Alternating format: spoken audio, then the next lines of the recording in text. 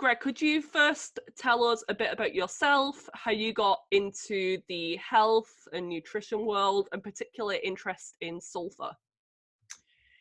Oh, wow. That's yeah. So, well, how did I get in health? I initially, so in my training or my school, I did a master's program where I studied the politics of medicine really and learned a lot about alternative medicine at that point. I was in a humanities program, and you can't really do a whole lot with a master's in humanities. And so I was then a professor there, turned me on to naturopathic medicine. And I thought, oh, that sounds like a great way to apply what I've been learning. And so that kind of directed me into naturopathic medicine, which for me has been like an ideal profession. Um, and so, okay, so did that schooling, did a concurrent master's in Chinese medicine, and then got into practice in 2000 and early 2002.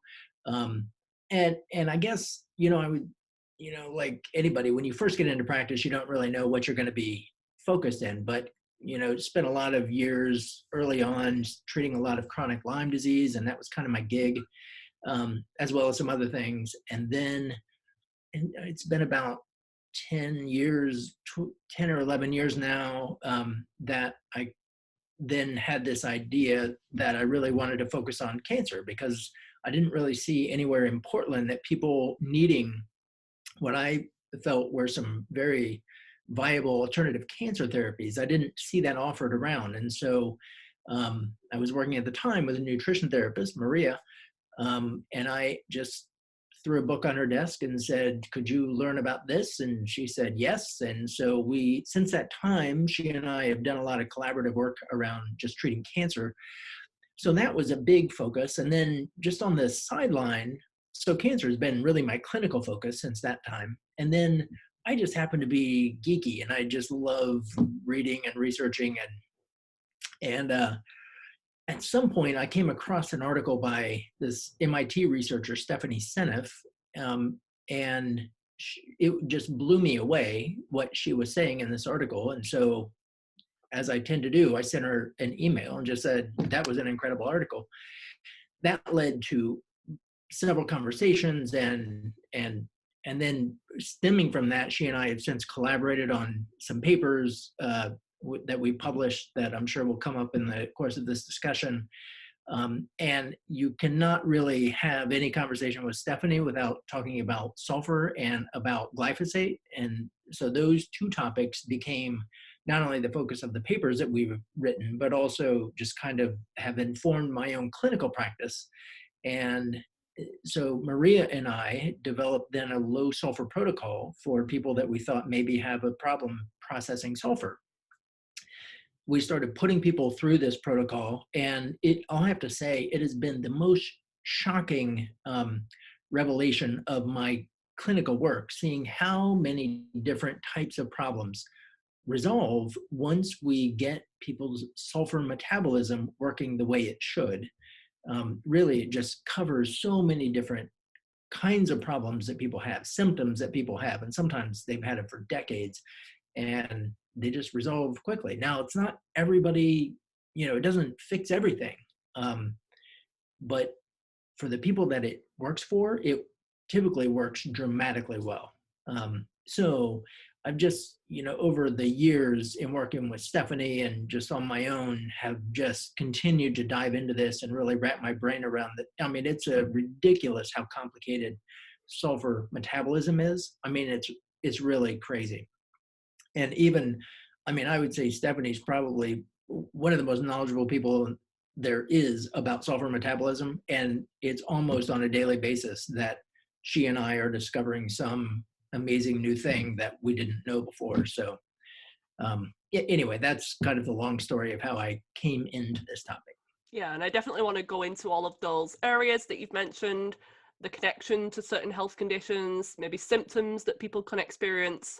But let's start off with what exactly sulfur is. So let's start at base level. What is sulfur and why is it so important? So sulfur comes into us in various ways. We need a lot of sulfur all the time. And just to put this in perspective, iron, which we all are familiar with being iron deficient, an adult has around 3.5 to 4 milligrams of iron total in their body. Sulfur, an adult has around 120 grams of sulfur. I think I said 120 grams. It's 120 milligrams. But the point is that it's vastly more than iron. So we need an enormous amount of sulfur all the time. And the reason is because all of our connective tissue, all of our hormones, all of our cell surfaces, everything is covered with sulfur molecules. And so everything gets sulfated. And the problem is we're not eating sulfate, SO4. We're eating other forms of sulfur, and in many different forms. But a large portion of the dietary sulfur that we take in has to get converted to sulfate, because sulfate is the magic that provides negative charge throughout the body. So in order to get from dietary sulfur to sulfate, we have to go through these enzymatic transformations. Got to break it apart and then reassemble and all of that. That's all great, except when it's not. And what happens is there are various issues that will interfere with our body's ability to convert dietary sulfur in its various forms into sulfate. Glyphosate is one that interferes with that in many ways, but there are others. There are genetic reasons, there are nutritional reasons. So there are these things that can interfere with that process. And when there's an interference with the process, our body has to figure out another way of getting sulfate. It's got to do a workaround, because without sulfate, it all falls apart. So we do have a workaround. The only problem is that the workaround causes symptoms for us, because the workaround means that from that dietary sulfur, our bodies will generate hydrogen sulfide, which is a gas, and it produces sulfite, SO3. SO3 can be converted to SO4, which is great, because then we get our sulfate. But SO3 sulfite, as many people know, is quite reactive. It causes all kinds of headaches and anxiety and all kinds of things. Also, probably an even more prominent thing that we're producing would be hydrogen sulfide, which is H2S. And so hydrogen sulfide can be generated in our cells. It can be generated in our guts by bacteria that turn dietary sulfur into that. That's good from the body standpoint, because hydrogen sulfide can be converted to sulfate. But the problem is that hydrogen sulfide causes lots of symptoms, and those symptoms are very wide-ranging. They can be gastrointestinal, and so SIBO and irritable bowel disease. Any inflammatory bowel disease it's well known that they produce those conditions. There's a lot of hydrogen sulfide being produced in those conditions. But then hydrogen sulfide is a gas, and so it bubbles into the circulation, where it now has access to the body. And as a gas, it is a gasotransmitter, which is analogous to a neurotransmitter like dopamine, serotonin, those things that we are more familiar with. A gasotransmitter simply means that it's a gas doing the same sort of activities. So hydrogen sulfide now in the bloodstream, when it gets to the brain, it has a number of effects there. At a normal low level, it is very important for memory formation, for concentration, for the balance of the autonomic nervous system, so sympathetic and parasympathetic balance. But now in situations where we overproduce hydrogen sulfide, we now have too much of it in our brain, and it causes impaired concentration, impaired memory formation, causes anxiety and panic. And not everybody has these problems, but those are some things that it can cause. It can also, sulfur issues can also lead to just systemic inflammation, because in order to convert hydrogen sulfide to sulfite, you actually need an inflammatory process. You have to oxidize the hydrogen sulfide oxidize it up to sulfate. And so inflammation can be an adaptation to allow for the production of sulfate. So anyway, I can go on tangents forever, No, I but love it. I'm Yeah. trying to tie this all together into how these how the sulfur dysregulation leads to many, many systemic Mm. symptoms. So can the symptoms of low sulfate or low sulfur intake be the same or different than high hydrogen sulfide or high sulfites? Um, Do they cross over, or are there any specific yeah, potentially. differentiators? It would be really challenging to eat a diet that is low enough in sulfate or low enough in sulfur that you would end up with any of these problems. Okay. The thing is, so something to keep in mind in terms of the sources of sulfur, there are two. There is dietary, and that includes water. Many people who get well water, there are many people whose well water has very high levels of sulfate. And in fact, that has been linked to some problems. Now, it's also linked to health benefits. There are spas and everything that have water high in sulfur that can be good if you're soaking in it. So there's dietary, food and drink. And then the other source of sulfur for the bacteria is our mucous membranes. So our mucus is mucousy, it's stringy because of the sulfur compounds that are in it. That's what makes it the consistency of mucus. So that stuff is flowing all the time, right? It's always kind of moving and getting down to our guts and ultimately gets digested. And so there's a recycling of the mucus. And in fact, the compounds are called sulfomucins, which are embedded in the mucus. So as long as we are producing mucus in some way, those bacteria in our gut are always going to have a source of sulfur that they can turn into whatever they need to, whether it's sulfate or maybe it's hydrogen sulfide and sulfite. So it is in many ways impossible to do a no sulfur diet because of that source of sulfur that's always available. Mm-hmm. And are there any tests that can be done to determine whether someone's low in sulfur? I'm guessing it's not really a blood test that's done. What about a hair tissue mineral analysis? Because that's sometimes listed as a mineral that can be checked on that, or is that not highly accurate in your opinion? Yeah, I have not found a test that I feel like is reliable. And certainly, I mean, and this is true across the board for any kind of food issue. No test is as reliable as an elimination reintroduction. There's just not. And that's so with sulfur. I mean, there are some sulfur compounds that can be found in the blood. Cystathionine, for example. But I personally don't rely on blood tests for this. If somebody matches up on at least a few of what I would consider the most prominent kind of symptoms that people have when they have a sulfur issue, if they have those, I get them over to see Maria. She gets them on the protocol. You know, I set them up on the various nutrients I think they need for that protocol. She sets them up on that diet process.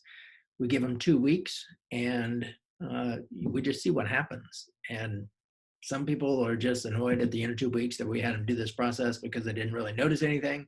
But there are a decent number of other people that are telling us, oh my gosh, my migraines went away, my hot flashes are gone, my gut feels so much better, my, whatever.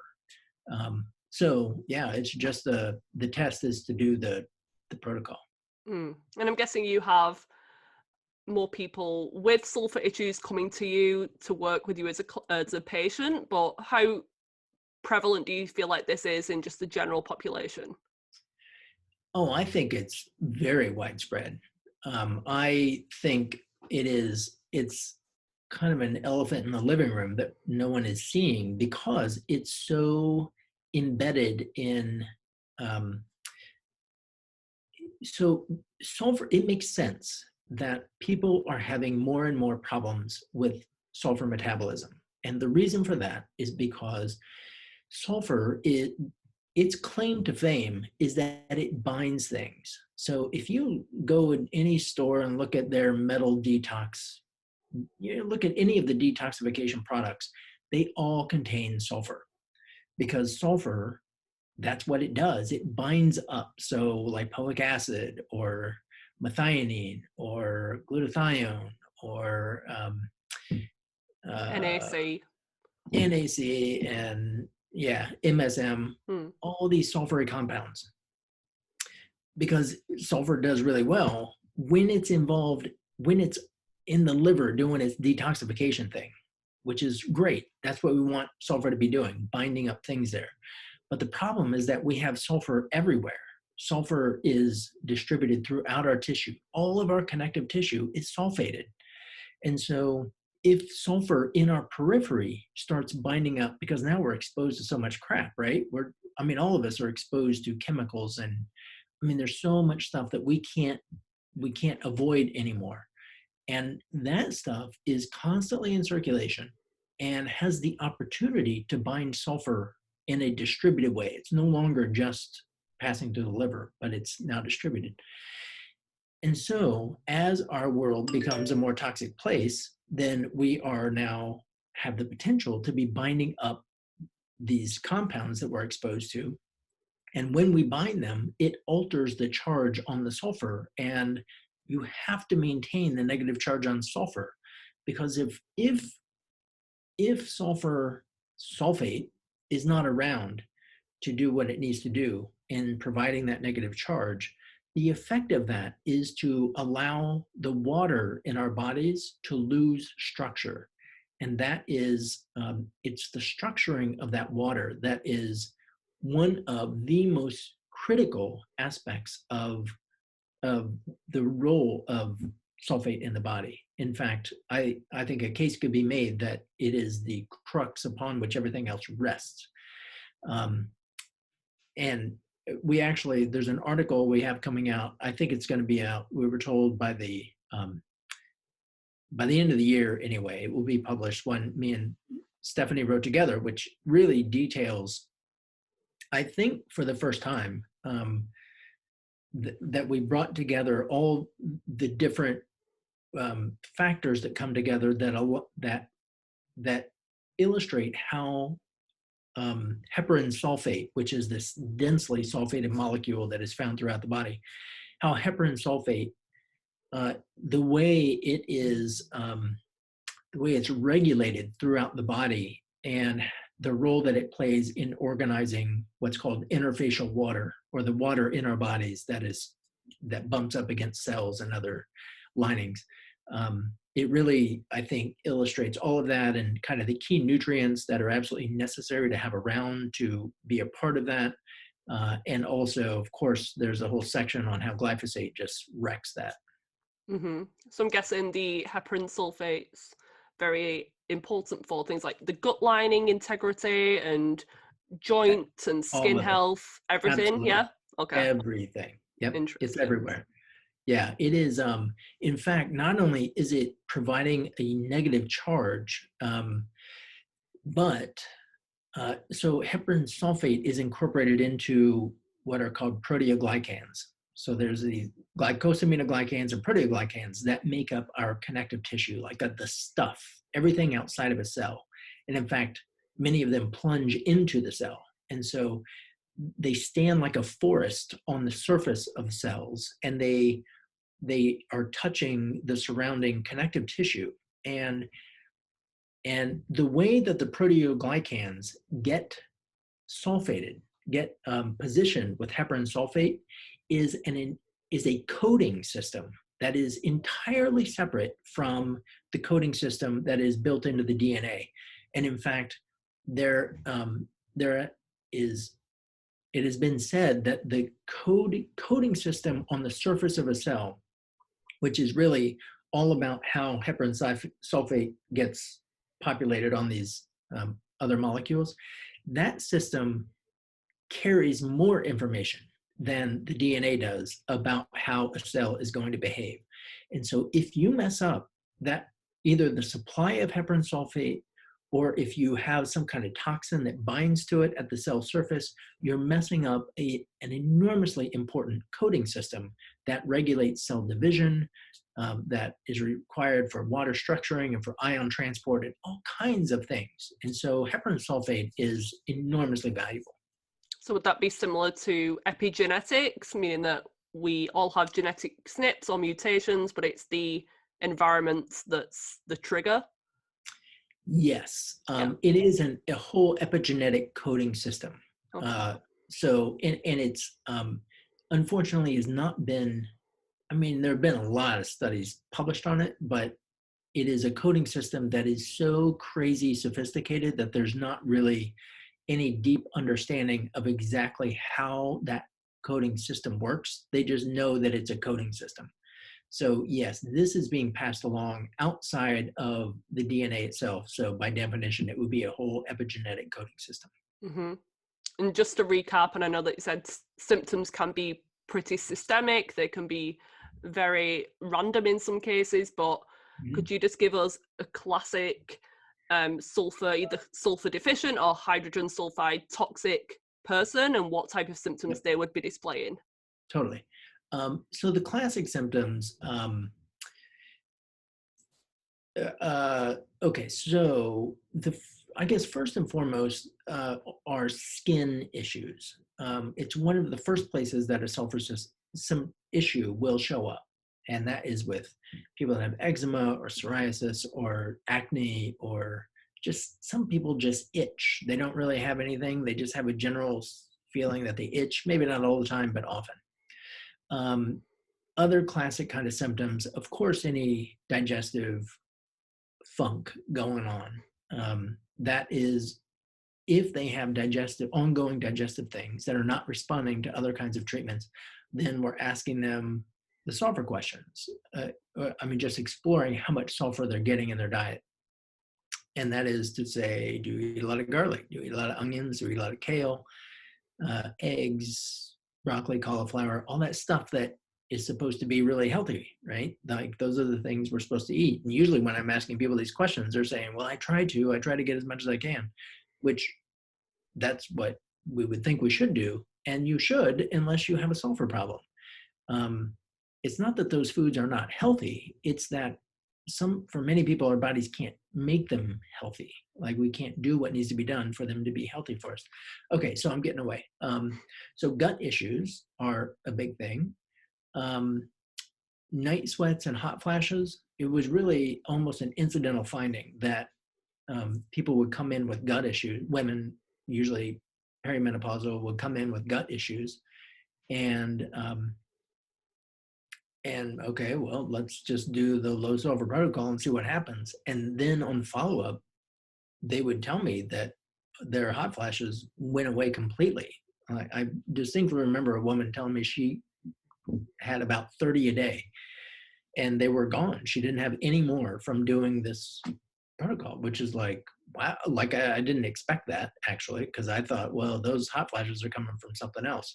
But in fact, it's like, because sulfur and sulfate is so universally distributed in the body and plays a role in so many things, it's like there's really no system that it's not touching and not potentially very important for.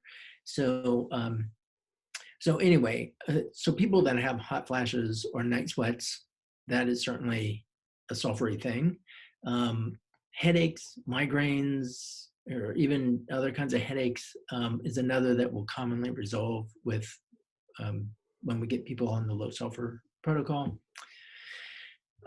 Certainly inflammatory joint things, and that actually this is one paper that I was involved with Stephanie, and there were some other authors on it, which and that one in particular was about gout, which is this inflammatory process in the joint, usually in the big toe. But gout and I think the title points out gout and related kinds of inflammatory diseases are very much involved in with sulfur and how sulfur is being processed. And I think that particular article makes a very good case that in fact, the local inflammatory process of gout is a way of reestablishing sufficient sulfur locally. And then once, because gout is really a self-resolving process, and nobody really understands why. But if we see it as you have to create a local inflammatory process in order to oxidize hydrogen sulfide to sulfate.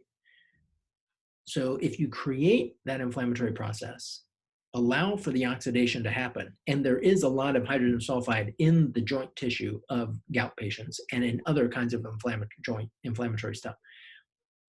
You create that, the body wisely creates a local inflammatory process, restores the amount of sulfate that's needed locally, and then you can let the inflammation go. You don't have to maintain it. Now, what happens if, for whatever reason, we're in a condition where we can't get the sulfate supply restored because of some kind of exposure that we've had in the past, like glyphosate is just hanging out in our system, messing things up, or maybe some nutritional issues that are not allowing for the whole process to work. Well, then you got to turn it into a chronic inflammatory thing. It's not going to stay an acute issue that resolves on its own. It then becomes chronic.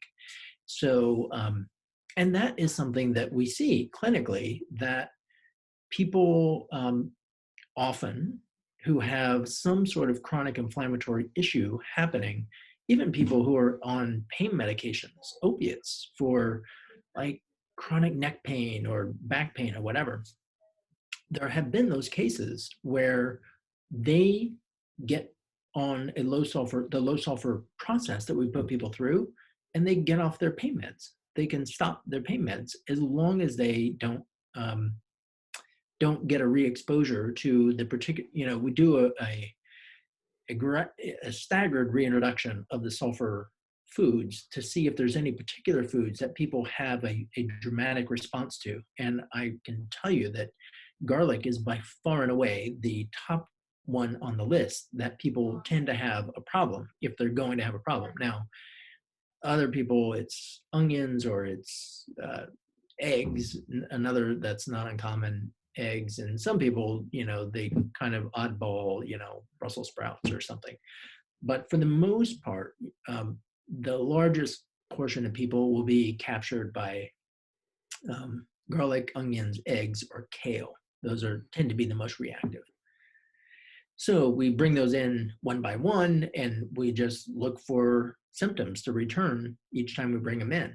And it's not uncommon at all that, oh, there's my migraine when I reintroduce garlic, or there's my gut problem when I reintroduce kale, or whatever. Yeah, like you said, these are meant to be the healthiest foods ever, and they're promoted, and you're, instead of addressing symptoms and treating symptoms like we tend to do even in the more nutritional and naturopathic side of medicine, Absolutely. we're kind of doing the same thing as conventional doctors with just treating a symptom or a condition like SIBO, for example, or hot flashes, just giving them a herb or giving them a supplement instead of a medication. But we should be looking at, why is this reoccurring? Why is this a problem in the first place?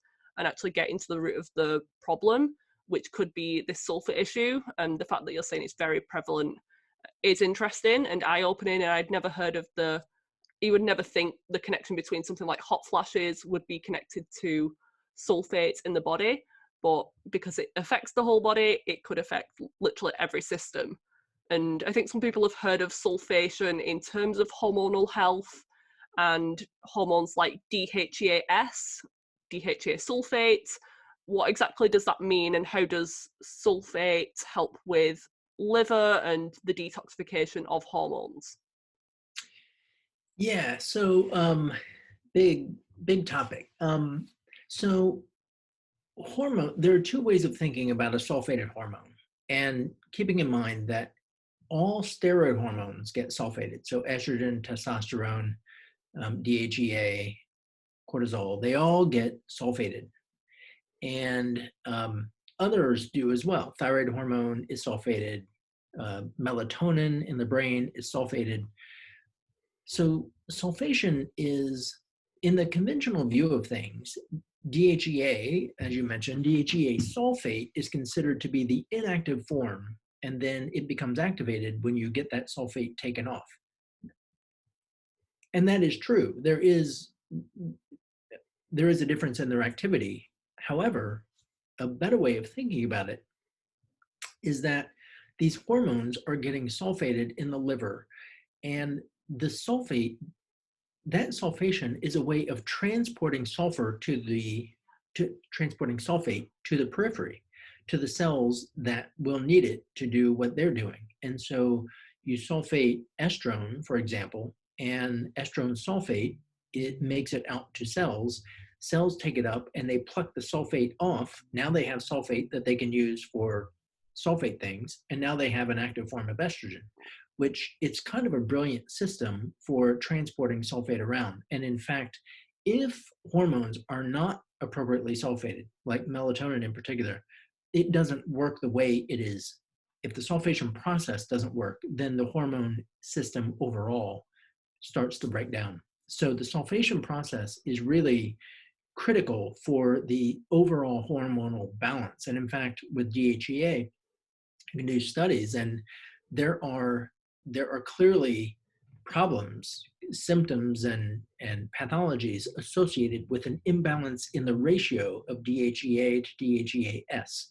I think in some ways DHEAS is a kind of a proxy for being able to assess how well somebody is able to sulfate. If they don't have adequate amounts of sulfate, then you may well see a reduction in DHEAS in relation to DHEA. Mm-hmm. We can sometimes see that on a Dutch test as well. I tend to use that test with some of my clients, and it does show total DHEA production and also DHEAS levels. So when they're kind of pointed in the opposite direction, that can indicate issues with sulfur metabolism. Yeah. So very interesting. And what about histamine-related disorders, so mast cell and those types of issues? I know a lot of my clients also deal with these, and something that I've struggled with as well. And the heparin sulfate that you mentioned before, I've heard of that being like a mast cell stabilizer. Can you talk a bit more about how maybe sulfur is impacted with the immune system and yes, balance with that? And I'll just tell you up front, this is a topic that I'm this close to diving really deeply into. It's not something that I can speak to it kind of in a general clinical way. And if you would ask me 2 weeks from now, I could tell you a lot of the background to what I'm about to say. I know that clinically, I have had many people come in who say that they have a histamine issue. And these are people who are coming to me kind of knowing that I do something with sulfur, but not really knowing the whole gig. And so they come in saying that they have a histamine issue. I say, well, how about this? Let's do a low sulfur trial. And there's a lot of overlap between the sulfur related foods and histamine foods. And so I tell them, let's forget about your histamine issue, but follow really closely the Sulfur Protocol that Maria has put together.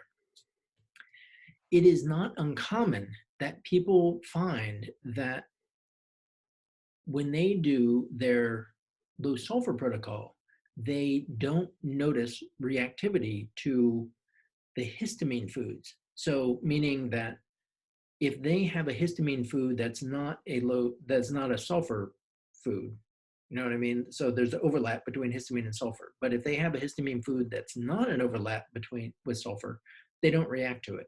And so really what seems to me to be happening in those people is not that they have a histamine issue, but they have a sulfur issue that looks like a histamine issue. And histamine, I mean, the symptoms can be very similar in that histamine, you get flushed and red, and you can get anxiety and headaches. Sulfur impact on the heart is kind of interesting in that I would say more commonly sulfur is causing a slower heart rate and lower blood pressure. And so people will, they get dizzy when they stand up, or they just, they'll say, yeah, I've always had a low heart rate and my mom is the same way, and all that. Um, while more commonly histamine issues have a rapid heart rate and higher blood pressure. Now, that's not any kind of definitive way to distinguish between them, but those are the kinds of things that clinically you want to explore. And of course, we're asking, do you react to sulfa drugs? Which is, obviously a flag in the sulfur camp. So it is challenging to distinguish the two, and there are certainly people who are clearly reactive to both. My own belief is that, of course, they're reactive to both because there's something underlying that feeds both. And I am absolutely confident that glyphosate is a significant contributor there because we're all exposed. All of us, no matter how well we're trying to eat, we are all exposed to glyphosate. There are studies that will show that glyphosate has its impact on cells, even at the level of parts per trillion. This is crazy. And that particular study was looking at the ability to increase proliferation of breast cells, breast cancer cells. And so glyphosate at parts per trillion will stimulate cell division. Now that's scary because, at least in the United States, I don't know other places around the world have different standards, but in the US, we have some foods that it's allowed to have, like peppermint leaves are allowed to have 200 parts per million. Now we're talking about like several orders of magnitude higher concentration than what has been found to stimulate cancer division. And this is just built into our food system. I mean, there's studies that have looked at how much glyphosate is in our various whole grain products, breakfast cereals that our kids are eating, all that kind of stuff. Even in vaccines, I mean, it's everywhere. So, and part of the reason it's everywhere, and this is something that Stephanie is really the one who kind of figured this out, and in fact, we're kind of working on some papers now that are moving, kind of talking about this issue more broadly, but she is the one who really figured out that glyphosate is she didn't figure this part out. Glyphosate is a glycine analog, meaning glycine amino acid that is all over the place in our tissue. And glyphosate is glycine with a sulfate or with a phosphate stuck onto it. And so the problem is, if our bodies treat glyphosate as though it's glycine, we've got enormous, enormous problems. And now there is abundant evidence that that's exactly what happens. And the implications for health are so shocking for that.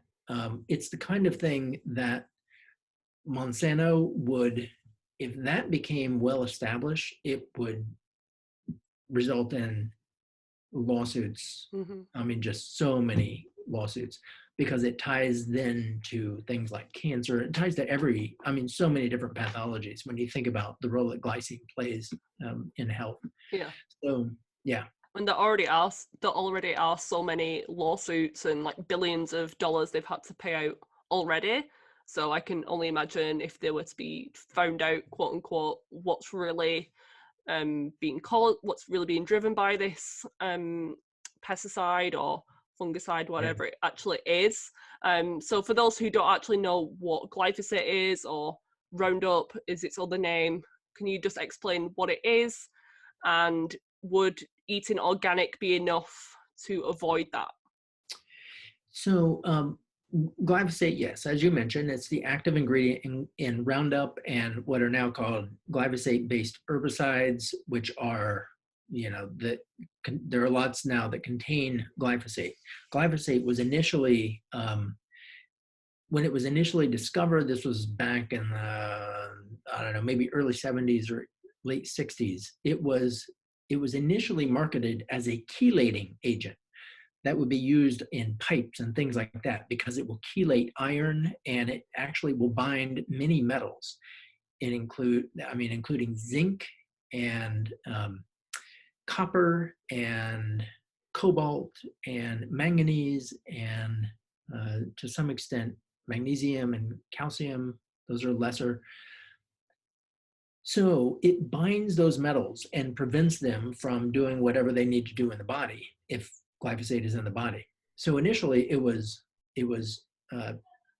considered a chelating agent, and then somebody figured out that, hey, it actually kills weeds.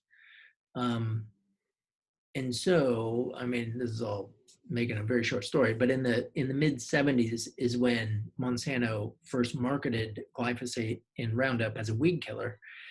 And then it was I believe in the 90s that they first came out with the genetically modified plants that you could spray Roundup on them and it didn't kill the plants, it only killed the weeds. And that's when the use of glyphosate it went up astronomically in the United States and even around the globe. It's the most widely used. And so now it is, in the United States, I had a presentation recently and found this up. There's the equivalent of about over 60 Olympic-sized swimming pools of glyphosate applied to crops in the US every year. It's an astounding amount. And, there are other places around the world that are using close to the same. So the question then, the next question is, if you eat organic, does that allow you to avoid it? And the answer, unfortunately, is no. And they've done this study where they had people eating. Now, in this study, they had people eating, the quote is, predominantly organic diet, which is to say that essentially none of us can eat 100% organic, but many of us choose whenever we can to eat organic. And so in that context, they had people eating a predominantly organic diet versus people who are eating conventional diets. And they found that certainly conventional diets, those people had significantly more glyphosate being excreted in the urine than the others. But the people eating predominantly organic still had, I would say, substantial amounts of glyphosate in their urine.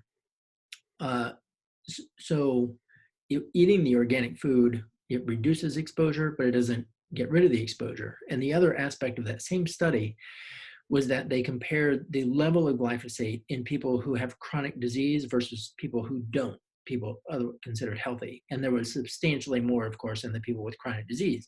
Now, Monsanto says, well, is that just, is that, we don't know that that's causation. We don't know that the glyphosate caused that disease. And we don't, but if you're going to hedge your bets, I think you'd want to hedge them that you're not getting that exposure. Yeah.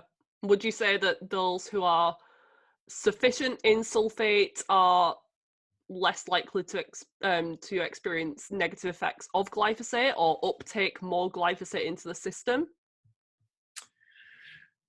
Or is it not a factor? Let's see. Like if you're sulfur deficient, are you more likely to uptake more glyphosate and have negative side effects from the glyphosate? Well, I think it's like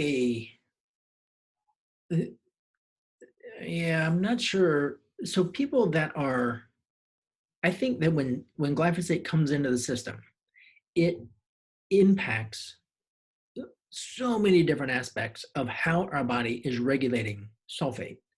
And so if somebody has modest exposure and they're engaging in some generally detoxifying type of therapies, then I think that it's possible that, and they, have genetics that are playing in their favor, it's possible that they don't then develop the kinds of pathologies that might be associated with glyphosate exposure.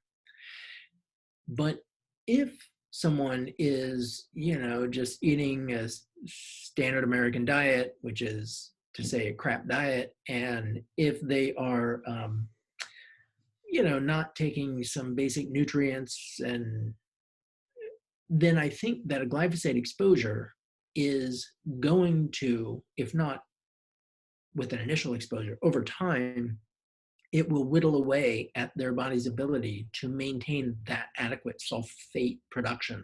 Mm-hmm. And thus things become chronic, things Yeah. develop in this insidious and chronic way. And somebody just thinks, oh, well, crap, I got type 2 diabetes now. Mm-hmm. But what they don't know is that they develop that because their body, maybe glyphosate over time chelated their manganese, and you got to have manganese in order to for your pancreas to adequately generate insulin and be insulin responsive. Maybe those two things are tied together, and we just think that, well, type 2 diabetes, that's just what happens. Mm-hmm. Yeah. So glyphosate's one of the main reasons for sulfur metabolism issues. You've also mentioned genetics. So Mm-hmm. what are the key genes involved in this that people should maybe investigate if they're thinking of that? Yeah. So I think that generally there's a lot of excitement right now about nutrigenomics and all that. And I do think that there are ways that genetics can be stacked against people in various ways. At the same time, I think that too much has been placed on genetics and what genetics might explain. Um, so with sulfur, there are some enzymes that are probably the best well known is CBS, which is cystathione beta synthase. So CBS is kind of the gatekeeper between it regulates homocysteine moving out of the methylation cycle and down into the sulfation pathway. And there are some genetic glitches that can happen there that potentially speed up the activity of CBS. Now, I have looked at hundreds of genetic reports that people have done, and I don't really see a clear correlation between those SNPs in CBS and the severity or even the presence of sulfur issues. Now, sometimes it's very clear. Now, if it's sometimes clear and sometimes not, is that really CBS that's causing the problem, or is it something else? And maybe it's a constellation of things. Maybe, I think it's complicated. So CBS, of course, I look at CBS to see what's going on there. And there are a couple of different places there that I think are meaningful. There's CTH, which is cysteine gamma lyase, which is another enzyme that is producing hydrogen sulfide that I think is relevant. There is CDO, which is cysteine Dye Oxygenase, I believe. That is one actually that I think is probably even more relevant than CBS in that it is involved in the metabolism of cysteine, and essentially every reaction that it does is producing hydrogen sulfide. And so that's another one where SNPs there have been shown to significantly increase production of hydrogen sulfide. The one gene that I think is probably, okay, if you got problems here, you're going to have sulfur problems. And that is a gene called SUOX, SUOX, which is sulfite. I can't believe I'm forgetting it. Sulfite oxidase. Yeah. Sulfite oxidase, SUOX. And so anytime that I've seen a SNP there, I've never once seen a homozygous SNP. I've only ever seen heterozygous, but when I see it, those people without exception, and I've only ever seen it like maybe 3 or 4 times, but that is a very clear big deal. Mm-hmm. And just as a side note, glyphosate is a wreck for sulfite oxidase in all ways. Glyphosate strongly chelates iron, and sulfite oxidase is a heme enzyme, which requires iron in its center, as do all of the phase 1 detox, the CYP enzymes. Those are all heme enzymes. And so you chelate iron and you're impacting all of your phase 1 detoxification, but also you're impacting sulfite oxidase. And another, there's all kinds of ways we can go on this, but another crucial nutrient for hydrogen sulfide production and regulation of sulfate is vitamin B12.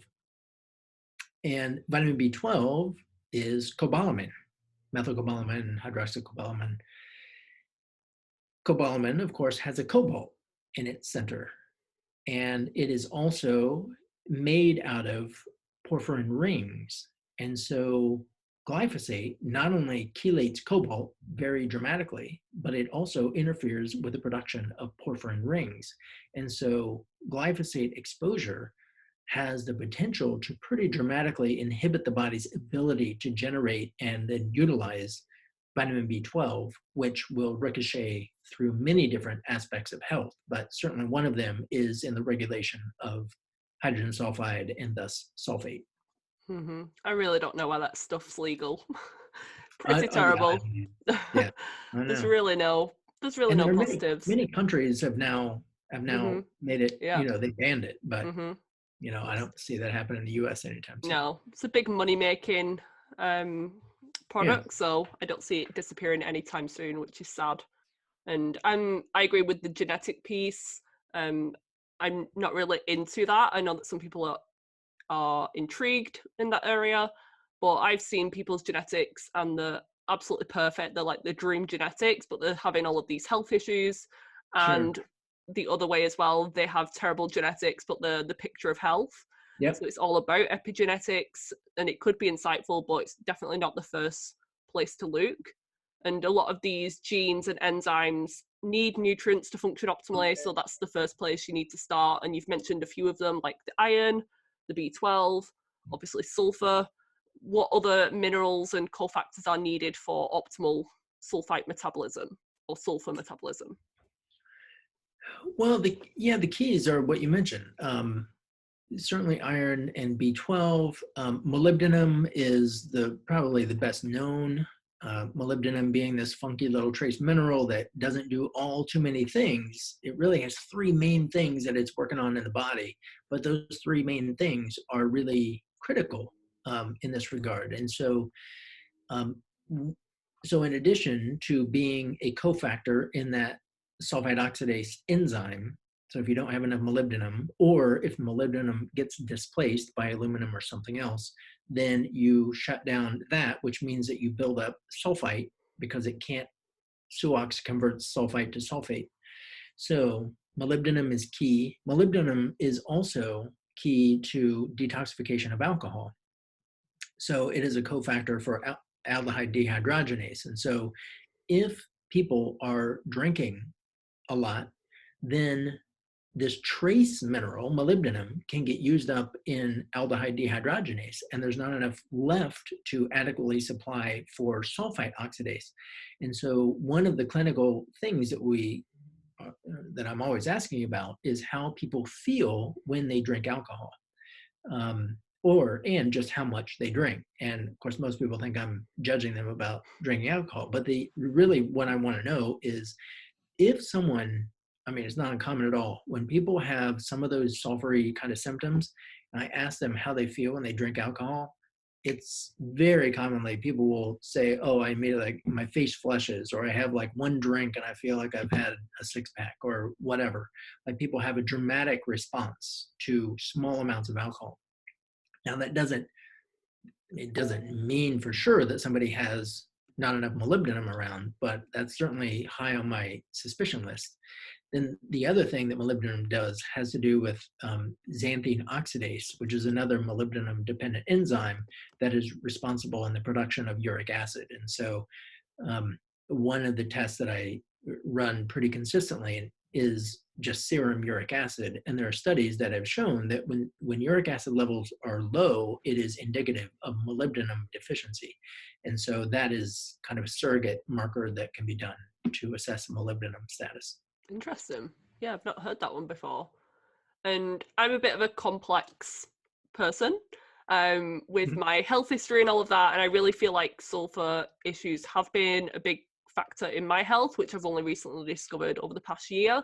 Hence why I wanted to have you on the podcast so I can get this information out there, because I've been down all of the rabbit holes like continually treating SIBO, and my hormones have always been an issue, and the more that I do to improve them, there's always something else coming up after doing so. So with the sulfur issues, just give me your insight as to what you think is going on if I just give you some information. So I feel like I need to continuously supplement with sulfur, particularly NAC or MSM, and molybdenum. My body just cannot get enough. I always need them. I feel so much better whilst taking them. My skin clears up dramatically, but I react really badly to glutathione, garlic. Why do you think that is? So some of my symptoms are like reacting negatively to sulfur, and some things are like really positive, and it's like my cure-all. Why would I have those two opposites? Well. Knowing no more than that, I am not sure I can offer all that much intelligent about it. I mean, I think that I feel like if I was sulfur reactive, even NAC and MSM would be terrible for me, and I feel good eating some sulfur-rich foods like kale and egg yolks, but I do really badly on garlic. Glutathione is terrible for me. I get headaches. I react so well to Epsom salt baths, which I know is one of the remedies that you promote as well. Molybdenum I love. So it's all very confusing. I know that you need like a full health history and everything, but I just wanted to see if you had any clinical insight as to what may be going on. Is it worth me trying a low sulfur protocol for a couple of weeks to see? Are you anemic in any way? No. I have been previously, but working on gut infections and stomach acid, that's resolved, and it's not been an issue recently. So one of the things that is really spelled out in the paper that will be coming out in December, or coming out in a few weeks, is that red blood cells are central to our body's process for regulating the production and conversion of sulfur compounds. And in particular, garlic and glutathione have a unique role to play in red blood cells. And red blood cells are, hemoglobin will oxidize garlic compounds into hydrogen sulfide. And if then once you have generated hydrogen sulfide, you have to have adequate amounts of glutathione and also vitamin B12 in order to get the hydrogen sulfide detoxified within the red blood cell, or it has a potential to you have too much going on in the red blood cell. So it doesn't surprise me that you wouldn't react to MSM, because the sulfur within MSM is very difficult to extract because of the nature of that molecule. So its activity is not necessarily predominantly a sulfur activity. Cysteine is also commonly not a reactive thing for most people. And I'm not sure why that is, but I think because there are so many enzymatic systems set up for the processing of cysteine, which is unlike the kinds of things set up for instance, sulfite. Very different. There's only one way that the body gets rid of sulfite. Cysteine, there are several pathways that cysteine can go down in order to get turned into something else. But in order to, I don't know that I can really come up with a good reason why you would be reactive to just garlic and glutathione. Whenever someone is reactive to glutathione, I always assume that there's some sort of underlying toxicity that, potentially mold, potentially metals, potentially, there's all kinds of things that can come into play. Clearly, we all have to have adequate amounts of glutathione. So if somebody is reactive to even small amounts of introduced glutathione, and I assume you're reactive both IV and oral? I've not done the IV, just the oral, liposomal. Okay. Yeah. And But that's it. my organic acid is showing that I'm deficient in glutathione. So that's why I took it, and then I reacted negatively. But I do well on the NAC. Yeah, I would. But I did find out a couple of weeks ago I have mold. So I think that's the Oh yeah. I mean, if you have mold, then yeah. that's what you got to work on. Yeah. Okay. Yeah, So for would that sure. be impacting the sulfur metabolism in any way? Or is I it just would. like I causing think it inflammation and has to. toxicity? I mean, I treat a lot of people with mold illness, and I haven't really dug into how each of the mycotoxins specifically impact the sulfur pathways. I have no doubt that they do, Yeah. but I just haven't gotten into that yet. Yeah. Yeah, and I'm interested to see how detoxing from that, and I'm going to be moving homes and all of that next month. So hopefully I'm on the right path, because I've dealt with a lot of food sensitivities in my past as well, like salicylates and histamines and oxalates and all of this. So Sure. I really think that's been a big underlying factor, and I've only just uncovered that as well. So yeah, interesting to see what will change because of that. Yeah, And absolutely. you've mentioned about your Sulfur Protocol a few times. What Mhm. exactly does that entail? Well, we have a, I mean, so I generally put together the supplement piece, and that it always includes molybdenum. Mm-hmm. And I know that there are lots of different molybdenum supplements out there. We only use one. I'm not paid by them to say this, but the company is Biotics, and their product is Mozyme Forte. Mm-hmm. And people chew up one tablet twice a day with food.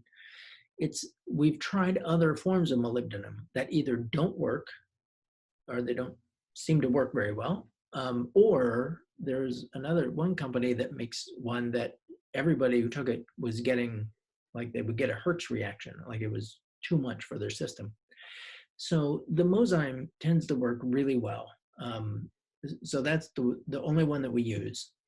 Epsom salt baths, of course, are mandatory for people going through the process. Beyond molybdenum, it's really challenging to say. Um, we might do. There are some good homeopathic products that really work on gut flora. So reestablishing the healthy gut flora is one approach. Depending, maybe we're doing the protocol for somebody who's really menopausal or hot flash, but then we might not even be worried about their gut flora at that point. There are, for somebody like that, maybe we're doing flaxseed powder regularly, because flaxseed powder will suppress the activity of the CBS and the CTH enzymes and maybe slow down some excess hydrogen sulfide production in that way. And plus, the flaxseed powder's got this nice estrogenic supporting effect. And so that can be great for women around, if they have hot flashes or other kinds of PMS type stuff. Mm-hmm. Or if somebody's main thing is fatigue, then would be thinking about Korean red ginseng, which is another that can help to modulate the CBS enzyme activity. It slows down hydrogen sulfide production, and we got that nice bonus that it gives potentially some extra energy. And so that would be a way. So there's this matching up process of getting people on the right set. I don't like to load people up with too much, but just the things that support them through the process. And then I get them over to see Maria, who has written the guide that I'm utilizing. That's the one all my patients are doing. It's available on our website, immersionhealthpdx.com. And there's a shop there, and the guide that she's going over with, I mean, she's got other tips and tricks and ways that she customizes it for particular people, but that is the baseline guide that we use. And that also, it's going to be updated soon, but it's available as it is. There's a guide, and there's also a picture guide that she put together. The picture guide might be more relevant for people here in Portland, Oregon, because the product in the picture guide you can find in the stores around here. Mm-hmm. I don't know how much these products are distributed around, but many people, it just shows people, look for this product. And so the guide is out there, and that's available. So we get people doing those two things. Another thing, a plug that I'll put in is that I have written a book, which will be coming out. I think it'll probably be out within the next I'm going to say 3 weeks or so. Right. Cool. That kind of explains all of the sciencey stuff. The first 4 chapters or 3 chapters are kind of dense science, not dense, but it's more sciencey. But then once you get past that, it talks, you get more and more into, I encourage everybody to read, there's a whole chapter on glyphosate. And then the later chapters are really leading people through or talking about the protocol and the different kinds of supplements. The book is called The Devil in the Garlic. Love it. Yeah, that should be coming out soon. So that explains more about the protocol as well.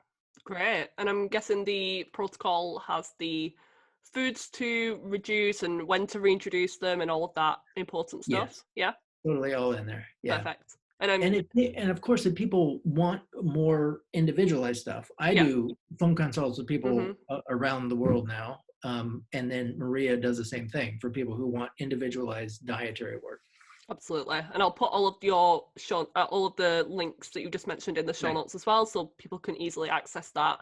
And just Perfect. A couple of questions with what you've just said. Is there any reason that you have the client or patient chew the molybdenum? And what's the particular benefit with the Epsom salt baths? How do they help? Yeah. And so, so the chewing up the molybdenum was actually, I remember Maria and I had done a presentation, and it was, and the guy who was the head of Biotics Northwest was there, and we were talking to him about the using Mozyme with people, and I forget, this has been like 5 years ago, but I remember, we were saying, yeah, it seems like it's working, and I remember him saying, just have your patients chew it up instead of swallowing it whole, just see what it does. And we started doing that. It was like, oh, that's totally makes a difference. So it's just an empirical finding that somehow it works better with people. And in fact, Maria did a great thing. She had somebody she was doing a consult with, and who just had all the brain fog and just of feeling sulfury. So without saying anything about it, she just had her chew up one of those Mozymes, didn't say anything except just chew this up.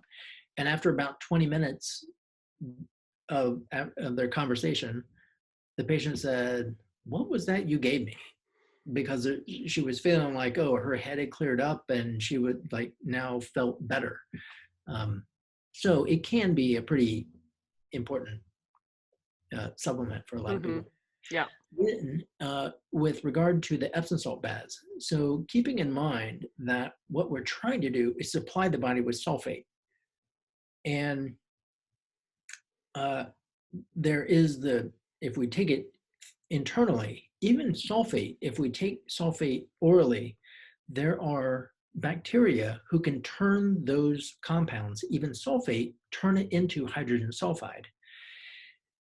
When we do an Epsom salt bath, and there's one study that looked at this, if you put 4 cups of Epsom salt in the bath and you take a bath every night, the sulfate level in the blood rises every night until about, on average, the 7th night. And then even if you keep taking the baths, the sulfate level doesn't go any higher, which strongly suggests that there's a pool of sulfate that is needed to replenish in the blood.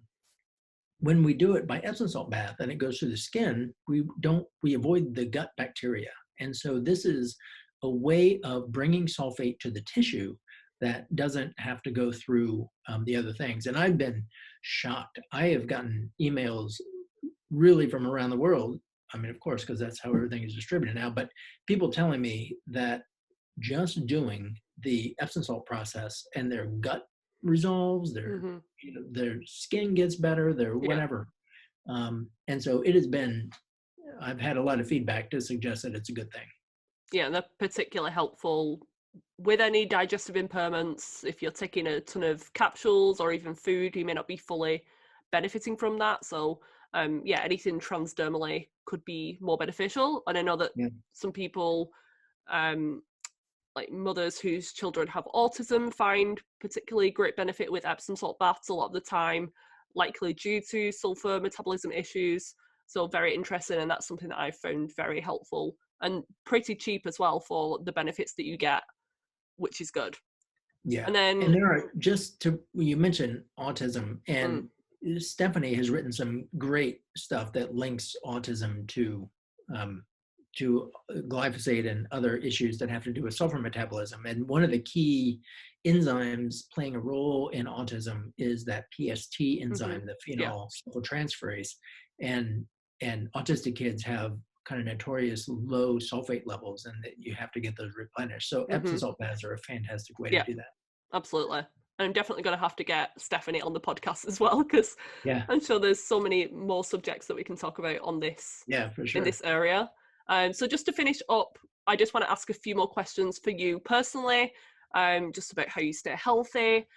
First one would be, is there something that you're into lately? So I know that you've mentioned some of the research that you're doing and the book that you're finishing up on. Is there anything that you've been studying, or just something in your personal life that you've been enjoying recently? Could be health related, non-health related, doesn't matter. Things, well, yeah, I mean,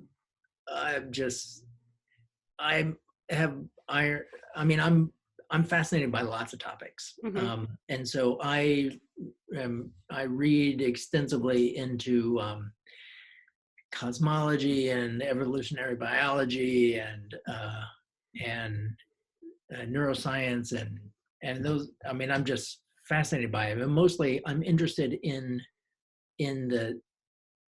all of these fields. I'm interested in, there's always, in any given field, there's kind of the mainstream way of thinking about things. And then there are these other very respectable and often highly published and recognized scientists who are saying, wait a minute, that mainstream model doesn't really explain things very well. There are so many holes in it. Maybe this other explanation is better. And that's true all the way from cosmology and Big Bang, and I mean, the biggest of theories, all the way down to, quantum whatever. And in biological sciences, of course, it's all the same thing. And reading into genetics or reading into immunology, or pick your topic, there are really challenging ideas that people are putting forth to try to explain the various ideas that the mainstream model doesn't work. So that's how I occupy my time. I just love reading about that stuff. So yeah, and then of course, I'm also studying sulfur and all So that. you're a bit of a research geek by the sense of things. Same here. Yeah. Yes. Second question would be, what's one herb, nutrient, or supplement that you couldn't live without?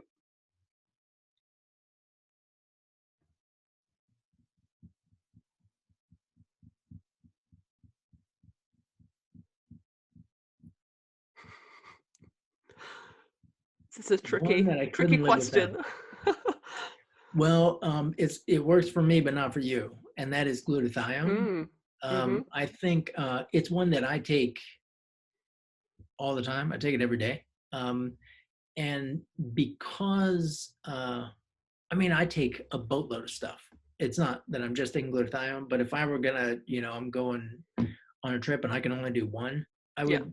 Glutathione is so important for detoxification, chelation, antioxidant status. All of that has such a broad range. And of course, even as I say glutathione, it's like, well, there's butyrate and there's CoQ10, and there's all kinds of others that are all at the top of the list. But glutathione, I think, covers many bases. Yeah, got so many benefits. Just not for me at the moment.